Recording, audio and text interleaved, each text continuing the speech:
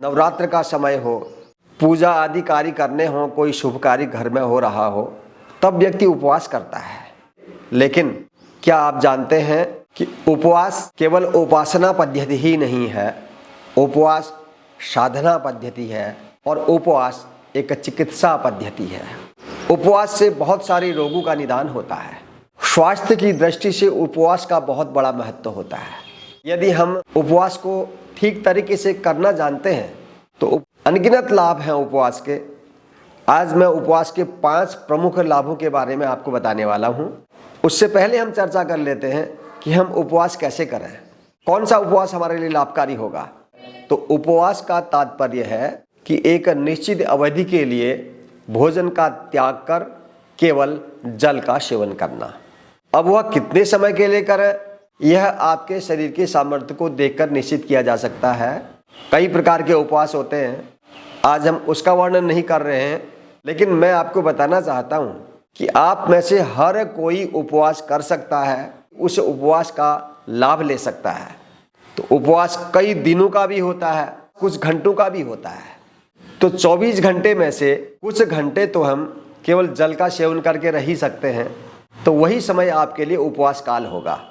आप 24 घंटे में से 12 घंटा चुन सकते हैं, 14 घंटा चुन सकते हैं, 16 घंटा, 18 घंटा, जितना भी आपके शरीर का सामर्थ्य है उतना आप चयन कीजिए।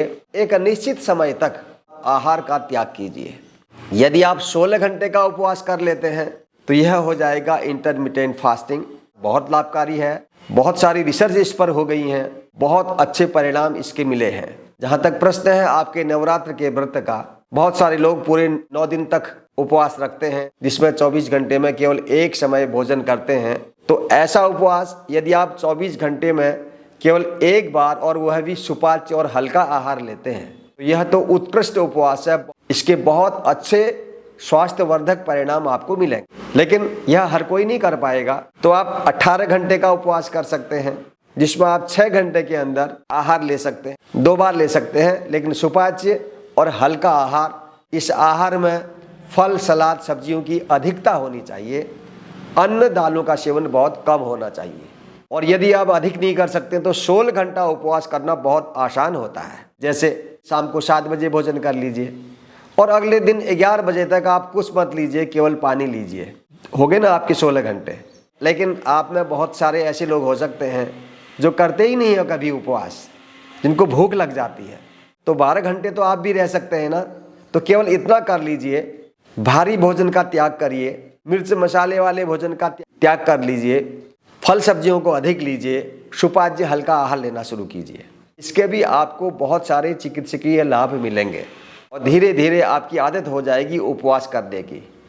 लेकिन ये ध्यान रहे कि उपवास काल का जितना भी आपका निर्धारित समय है, तो उतने समय में जल के सिवाय किसी अन्य प्रकार का आहार नहीं लेना है। इस प्रकार आप अपने शरीर के अनुकूल उपवास का चयन करके उस उपवास का पूरा लाभ ले सकते हैं। तो आपकी पूजा उपासना के साथ साथ यह उपवास आपके स्वास्थ्य के लिए बहुत लाभकारी होता है। यदि आप सही विधि से उपवास करते हैं, फास्टिंग करते हैं, तो देखिए कौन से आपको 5 प्रमुख लाभ मिलने वाले हैं। नंबर 1, शरीर का डिटॉक्सिफिकेशन होता है, शरीर के भीतर की सफाई अच्छे से होती है।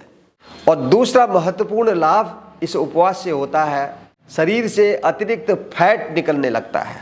जिन लोगों में मोटापा अधिक है, ओबेसिटी के शिकार हैं, अंदर चर्बी बहुत अधिक जमा हो गई है, तो इस उपवास काल में शरीर उस अतिरिक्त चर्बी का उपयोग करता है। उपवास का तीसरा महत्वपूर्ण लाभ है, डाइजेशन हमारा अच्छा हो जाता है, भोजन को पचाने की शक्ति बढ़ जाती है। भोजन को पचाने वाली अग्नि, जठराग्नि, वह तीव्र हो जाती है। यदि आपको कब्ज, एसिडिटी, गैस आदि ऐसी शिकायतें रहती हैं, तो इनको दूर करने के लिए भी उपवास महत्वपूर्ण कार्य करता है। और चौथा महत्वपूर्ण लाभ है उपवास का, लिपिड प्रोफाइल को नॉर्मल करता है उपवास। हार्ट अटैक के खतरों को कम करता है, बीपी को कम करता है, लिपिड प्रोफाइल को नॉर्मल करता है। बहुत बड़ा लाभ है इस उपवास का।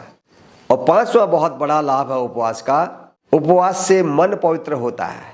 हम अपने तीर्थ स्थलों में जाने के लिए, मंदिरों में जाने के लिए, शुभ कार्य करने के लिए इसलिए उपवास करते हैं कि इस उपवास से हमारा शरीर, हमारा मन शुद्ध होता है, पवित्र होता है। ये थे प्रमुख लाभ उपवास के। वीडियो अच्छा लगा हो तो अपने मित्रों में शेयर कीजिएगा। आज के वीडियो में इतना ही। फिर से मिलते हैं एक महत्वपूर्ण स्वास्थ्यवर्धक वीडियो के साथ। तब तक के लिए आज्ञा दीजिए। आप सब लोग स्वस्थ रहें, प्रसन्न रहें। सबका मंगल हो। जय हिंद।